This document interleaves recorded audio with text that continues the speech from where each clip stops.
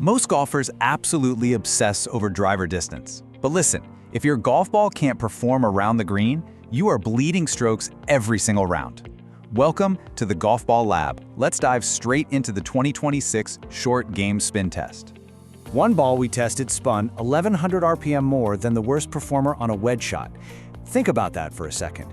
That is the massive, literal difference between a ball stopping dead in its tracks and rolling 18 feet past the pin. So we grabbed 6 of the absolute most popular golf balls on the market right now and ran them through a rigorous, full short game protocol. We're talking 50-yard pitches, 30-yard chips, greenside bunker shots, and putter feel. And honestly, the results completely flipped everything I thought I knew about the best golf ball for short game performance this year. Now, you might be wondering, why does this specific number matter to you? Well, if you're a 10 to 20 handicap, your approach shots miss greens. It's just a reality check.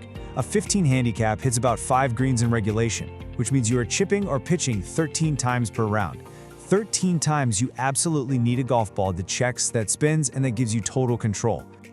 Just to be crystal clear, we are not testing driver distance today. We aren't looking at iron carry either. This entire explainer is built strictly around one single question. When you're standing over a 40-yard pitch with a tight pin, which ball gives you the highest mathematical probability to get up and down when you miss the green? To get pristine data, we had to strictly control the variables. We fired up a Foresight GCQuad launch monitor. Every single shot was hit with the exact same wedge, a 56-degree Titleist Vokey SM10 with 10 degrees of bounce. We rotated brand new balls constantly so we didn't have any fatigue bias. One tester, one wedge, and one highly controlled swing speed of 78 miles per hour on full wedge shots, which is right in the sweet spot for a mid-handicap golfer. Okay, let's meet the lineup. Starting off with the premiums. We have the Titleist Pro V1 at $55 a dozen. It's the absolute gold standard with a compression of 87. Then just the TaylorMade TP5, also $55, using a unique 5-piece construction designed specifically to create more greenside spin. And finally, the Callaway Chrome Tour, which was completely redesigned for the new year with its hyper-fast, soft urethane cover.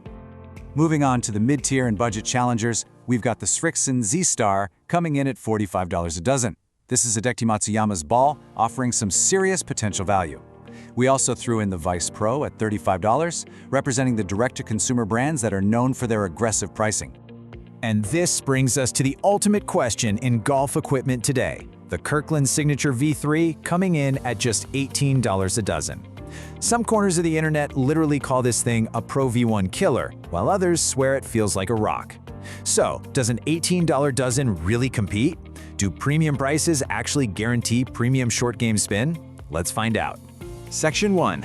The Crucible, the 50-yard pitch test. To really separate the field here, I hit 10 shots with each ball using the exact same controlled 3/4 56-degree wedge swing. I flighted them low to maximize spin, and let me tell you, here is exactly what the GCQuad captured. All right, let's look at the data. At the top, the Pro V1 averaged 7,850 RPM. The Chrome Tour posted 7,410 RPM. And way down at the bottom, the Kirkland came in at 6,540 RPM. The real-world consequence of this data is absolutely staggering. That 1,310 RPM gap between the Pro V1 and the Kirkland, it changes everything. At 7,850 RPM, a 50-yard pitch lands soft, takes one hop, and stops dead. But at 6,540 RPM, that exact same shot releases 8 to 12 feet past where it lands. That is literally the difference between a stress-free tap-in par and a 10-foot comebacker. But, I want to add a really crucial nuance here. More spin isn't automatically better for everyone. If you're a higher handicap player who struggles with consistent clean contact, excessive spin can actually exaggerate your mishits and make your distance control totally unpredictable. For that player, slightly lower spin, kind of like the Chrome Tour's 7,410 RPM, might actually be way more forgiving than the absolute highest spinning premium ball. Now, the ultimate winner of this test might actually surprise you. Definitely stay with us because the data completely flips as we get closer to the hole. Section 2, the 30-yard chip, where feel meets function. Get this. At 30 yards, the TaylorMade TP5 actually edged out the Pro V1, posting 5,810 RPM. The Pro V1 hit 5,740, and the Kirkland, it dropped to 4,880. See, because you aren't fully compressing the core on a partial shot, the TP5's 5-piece construction activates its layers better. That gives you superior spin exactly when you need it most. But hey, spin is really only half of the short game equation. The other half is totally subjective feel. I conducted a blind field test, rating the balls purely by sound and feedback through the club face on a scale of 1 to 10. The Callaway Chrome Tour scored a 9. It's buttery soft and noticeably smoother than the rest of the pack. The Pro V1 and Z-Star tied at an 8, while the TP5 scored a 7. I do have to warn you about the Kirkland, though. It scored a 5. It's noticeably firmer and, honestly, quite clicky. So if feel is your priority, the budget ball is going to let you down. Section 3, the final lab verdict. Let's combine all this data. All right, here is exactly how the numbers stacked up right across every single metric. As you saw, the Pro V1 won the 50-yard maximum spin test. The Chrome Tour took the crown in the field test, but the TaylorMade TP5 produced the absolute tightest left-to-right dispersion at 50 yards. And crucially, it won the 30-yard partial spin test where most mid-handicappers desperately need that extra stopping power. So our verdict is clear. Data, not opinion.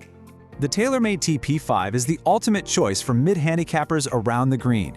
By outspinning the gold standard on those delicate 30-yard shots and providing elite accuracy, that 5-piece construction proves it's the absolute best tool for getting up and down and saving you critical strokes during your round. If you want to stop guessing and start playing the absolute best equipment for your specific game, make sure to subscribe. So what golf ball is currently sitting in your bag right now? And is it actually giving you the spin you need? Let me know down in the comments, and I'll catch you